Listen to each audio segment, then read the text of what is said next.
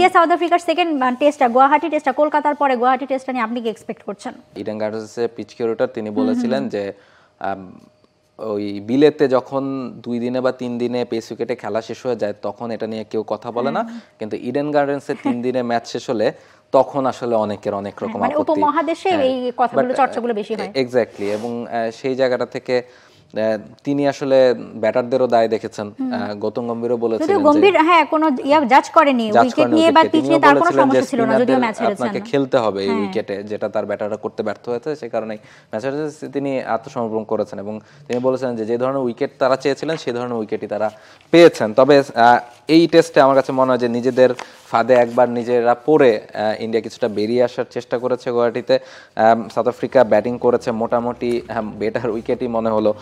South Africa দিন শেষ করেছে 247 রান করে, 6টা উইকেট হারিয়ে। আরও 4টা উইকেট তাদের হাতে আছে। আগামীকাল সকালে তারা আবার ব্যাটিং করতে নামবে, ফলে মনে হয় একটা ভালো স্কোর তাদের করার সম্ভাবনা রয়েছে। যদিও তাদের কয়েকজন ব্যাটার সেট হয়েছেন, সেট হয়ে নিজেদের উইকেট দিয়ে এসেছেন, না হলে হয়তো আমার কাছে মনে হয় যে উইকেটটা বেটারই ছিল, যেন বাংলাদেশ সাউথ আফ্রিকা আসলে আরো একটু বড় করতে পারত। একদমই তাই। আমরা তো আসলে দেখছিলাম সাউথ আফ্রিকার হয়ে কিন্তু দেখেন মানে বেশ সবাই কিন্তু সেট হয়েছেন। আপনি যে কথাটা বলছিলেন যে সেট হয়েছেন, ব্যাটাররা বেশ ভালো বল খেলেছেন। আপনার এডেন মার্করাম থেকে শুরু করে 6টা উইকেট গিয়েছে যে কয়জনই ব্যাটিংয়ে ছিল, কিন্তু রান কিন্তু আসলে ট্রিস্টান স্টাবসের সর্বোচ্চ 49, সো 50ও কেউ পূরণ করতে পারেনি সাউথ আফ্রিকার। এবং পরবর্তী দিকে টেম্বা বাবুমাও সাপোর্ট করেছেন। সো সেট হয়েছেন সবাই, অনেকগুলো বল খেলেছেন, কিন্তু বড় ইনিংস আসেনি। অথচ আপনি মানে যেই মুডে খেলেছে ব্যাটাররা এবং যে ধরনের পিচ ছিল 6 উইকেটে,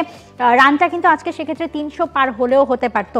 বাট আনফর্চুনেটলি 50 পেরিয়ে যে ইনিংসগুলো এখানে আসলে ধরেন আপনি যদি 2টা থেকে 3টাও আপনার 60-70 রাশির একটা ইনিংস হতো, তাহলে কিন্তু সাউথ আফ্রিকা এখন আরো বেটার অবস্থানে থাকতো। আপনি যখন ধরেন টেস্টে 40 করবেন, 50 করবেন, 2-3জন ব্যাটার, একজন সেটাকে সেঞ্চুরির কাছাকাছি নিয়ে যাবেন বা সেঞ্চুরি করবেন, সেটাই এক্সপেক্টেড, এবং সেটা হয়নি। যখন সেটা হবে না তখন আসলে ওই বড় স্কোর করা ডিফিকাল্ট, সেই কারণেই সাউথ আফ্রিকাকে ভুগতে হয়েছে। বাট ইউ নেভার নো, যেটা আমরা প্রথম ম্যাচেও দেখেছি। ক্রেডিট যদিও ইন্ডিয়ার বোলারদের এই ক্ষেত্রে যায়, কুলদীপ যাদব 3টা উইকেট নিয়েছেন, এছাড়া বুমরা, তারপর সিরাজ যদি লাস্ট উইকেটটা না নিতেন তাহলে আসলে মনে হতো কি যে সাউথ আফ্রিকা হয়তো একটু আপার হ্যান্ডে রয়েছে, কিন্তু সিরাজ শেষ উইকেটটা, দিনের শেষ উইকেটে টনি জর্জকে আউট করেই মনে হলো যে মানে নিজেদের কাছে, কারণ 5 উইকেট থাকলে একটা মেন্টাল একটা ব্যাপার আছে যে আপনি 5 উইকেট আপনার হাতে এখনো আছে, কিন্তু যখন আপনি 6 উইকেট নিয়ে তখন ইন্ডিয়াকে একটু বলা যায় যে ম্যাচে এক্স্যাক্টলি টেলটা এক্সপোজ হয়ে যায়। তো এদিক থেকে দেখা যাক। কিন্তু ফার্স্ট টেস্ট কলকাতায় যে ধরনের থ্রিলার আসলে দিয়েছে, সেই দিনের মানে লাস্ট দিনের আগের